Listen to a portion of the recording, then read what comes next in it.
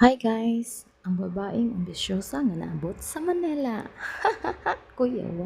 Tao no? Tanan maging tao na ambisyon. Huwag ko rin tao ang wala ambisyon. Uy, syempre, ambisyon tanan. Tao guys, ay, naabot ko Manila. Kaya tungod gusto ko nga makabalo og another experience nga trabaho nga wala pa na ako na sudlan. So, dili na ko ikaulaw nga tigbantay ko bata dito as like kabalo na mo og unsay trabaho sa bata dili sayon bisan pa man og kanang gabi na di wa kay tarong tulog ana puting bilara binagnay ng mga bata ang bata pero okay ra at least na sweldo pero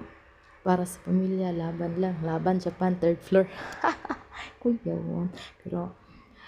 wa ko nagbahay nga naabot kog Manila kay tanan lugar na akong gusto madtuan free walay bayad kay sagot sa kumpanya sa mga amo ug salamat pud ko nga naay akong cousin nga nag-offer na ko nga makaadto ko Manila nga mao na makaadto og lain-laing lugar so kinsa man gyud dili mangandoy nga makaadto laing-laing lugar nga nice kayo view so among trabaho dito either road or sa langit like eroplano or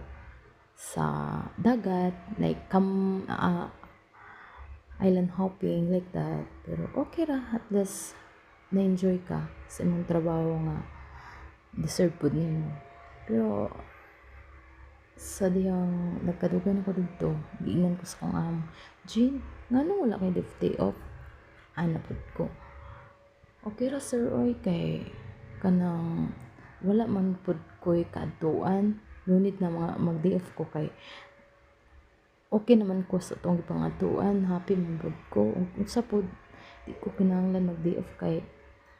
nagtipid ko ron kay may na lang naay extra nga padala sa pamilya ba